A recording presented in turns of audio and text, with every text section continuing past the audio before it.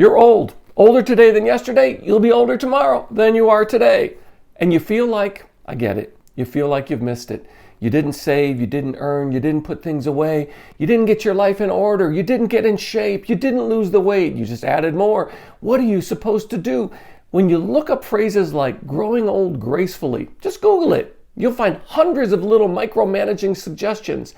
But do they work? Do any of them work? Does a combination of them work? Do some work better than others?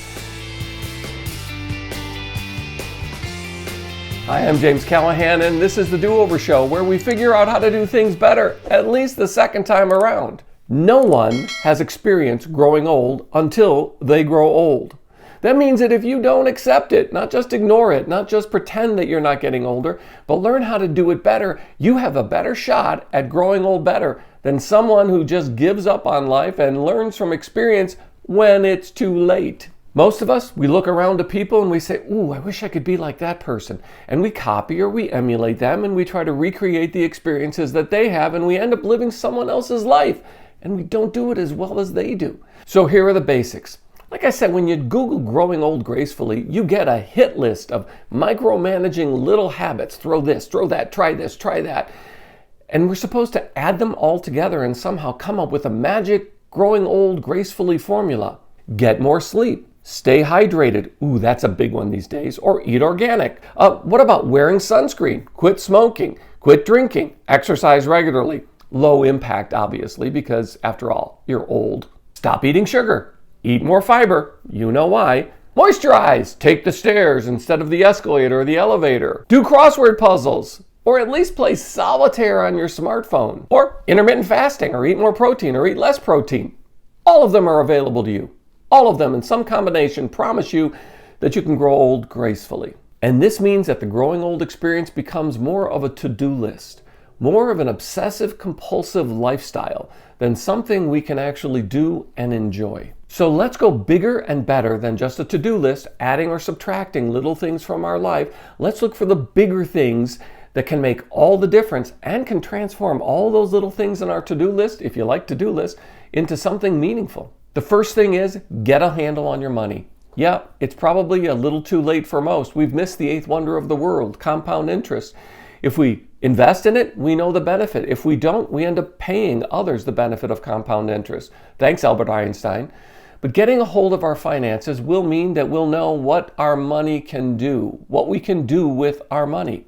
Now, the basic start is to set a budget. And I know most of us look at it and we think of a budget as something that's constricting. So a budget for us becomes this sort of burden, like, I don't want to live by somebody else's standard of what I should or shouldn't spend money on.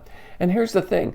You're setting your own budget. So if you don't like the budget, then talk to the person who made the budget. And that's you.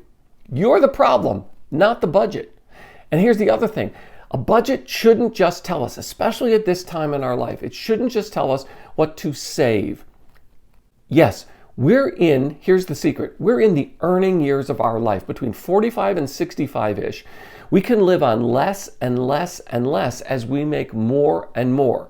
Now, instead of just having our expenses increase along with our income, that's the point where we get to say, I'm going to not just save, I'm going to invest, and I'm going to learn to invest in myself and take care of my money and tell it where to go and what to do so that it can become more. So get rid of the negative connotations associated with budgeting, get rid of the word save, and start looking at your life and your money with the word invest. Find ways to invest your money in yourself and in your future. The second big thing you can do is actually pick one of those smaller things and create a new habit in your life.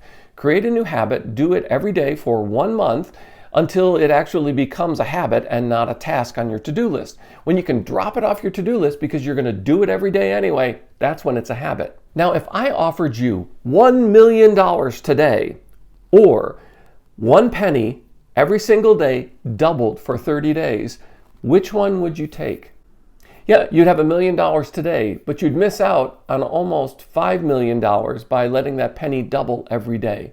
Just for 30 days. That's the month of building a habit that we're talking about. The actual number is if you let 1 penny double every day for 30 days, you'd have $5,368,709.12. Now, a new habit might be as simple as a sleep schedule. No, not getting a certain amount of sleep. You're old enough by now to realize you can't sleep 4 hours one night and 12 hours the other night, and your body somehow magically says, oh, I got 8 2-hour nights. It doesn't work that way, and you feel the consequence. No, a sleep schedule. You go to bed at the same time, you wake up at the same time. You associate habits with going to bed and waking up, and you take control of the thing that many of you might be losing control of, your sleep. See, doing something like that may not change you overnight, but in a month or two, you'll start to feel the difference, and it will be a way that you train yourself to take control of an important part of your life. The third thing is to learn the off part of the on-off switch. Yes, our smartphones, our televisions, everything, our computers, they actually have an off switch as well as an on switch. Did you know that? Yeah, most of us just complain about what's on and we want to change what's on instead of just turning it off. Learning to use the off switch means you start to control what you consume. And controlling what we consume makes one of the largest differences in learning to grow old better and learning to pick things that actually invest in us and help us rather than drag us down or drag us into a rabbit hole. Sorry, Alice, that's a weird world. I don't need it. The fourth thing is learn to be early for everything. I know, right? Now, I grew up in a household where my father always said, if you're not early, you're late. And that's a certain mindset of discipline, but it also expresses real character. And that is when we are constantly running late for things and constantly apologizing, we're practicing a form of egotism. Sorry, I'm late. I'm so important. I had to be late. No, you're not that important. I'm not that important. But when we start to be early for everything, we have to reverse engineer everything. So if we need to be there at 5:55 instead of 6 o'clock, that means that we have to account for traffic, delays. By the way, delays happen. And we have to get ourselves a little bit more prepared. That may mean planning the day before. Learning to be early for everything rearranges our lives so that we're not apologizing, we're not practicing a form of egotism that we all do because we all like to feel important and we're not really that important. And it gives us a chance to show others that we value them. We get to actually invest in the quality of our relationships rather than constantly taking from people by showing up late for meetings or appointments or being the kind of person that other people have to wait for. And that gets us to the fifth thing, and that is practice gratitude rather than greed. So let me ask you this. What's your generosity score? How do you calculate a generosity score? Here's a simple thing. Count to yourself. Count how many times you say the simple phrase, thank you, in a day, in a single day. And by the time you get to, say, 20, 30, 40, that means you're actually on the road to practicing generosity. Learning just by that habit to say thank you as practicing gratitude will be an enrichment in our lives and will increase our gratitude score. So we'll actually pay attention to things. Oh, I can say thank you for that. Oh, I can be grateful for that. And that gets us to the sixth thing, and that is be nice to everyone. Yes, everyone, even when you're wrong. You can still say, hey, I think you did me dirty there. I think you wronged me. And then you get to be nice. Stop acting like we deserve to be appreciated and honored and worshiped. We don't. No one owes us anything. So not only be grateful, but start to practice life without complaining, without expecting other people to treat us as though we were kings or queens or whatever we want to call ourselves. How many people you know who are really genuinely old, who are nice and grateful and self-aware enough to say, thank you? Yeah, there aren't that many. That's the one thing that seems to evaporate the older we get. We just forget to be nice. You can be the one person, wherever it is in life, that practices gratitude and practices being nice. And the nicer you are, the older you get, the younger you'll seem. Hey, and this last thing is that big idea, and that is do something big, do something outrageous, do something you've always wanted to do, but never took the time or never had the opportunity to do. Yes, do something big and unexpected.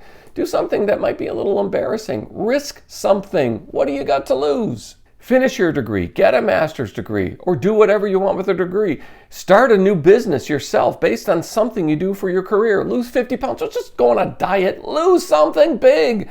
Make a commitment to something radical and outrageous. Now, here's that concept, the concept that neuroscience has been telling us for a couple dozen years now, and it's this notion that our brains actually constantly rewire. Neuroplasticity. It's how we can not only teach an old dog new tricks, but hey, it's how we can become addicted to something at your age, at my age. If our brains can become addicted to something, that means our brains have been rewired through neuroplasticity to be dependent on that thing, to crave it, to want it. You can also do that with good things in your life, not just bad things like becoming addicted to things. How about becoming addicted to investing in your own well-being and the well-being of others around you? Yes, you can become addicted to being a nice person. It's about making some bigger, more significant changes so that we can accommodate all those smaller things. By the way, when you make those bigger changes, all the smaller things that wind up on your list somehow are subsumed and caught up in the accomplishment of those bigger things. And you don't have to be obsessive compulsive and to micromanage all the parts of your life to think that you're somehow fighting against old age. Instead, you're relishing the opportunity to grow and improve and learn and to grow old better. Hey, and thanks for being part of the Do-Over Show. I do appreciate it. Thank you. And while you're here, could you tap the like button because it really helps? And while you're down there, how about you subscribe and ring the notifications bell so you don't miss the next episode? I'm so glad you found me and I found you. Thanks.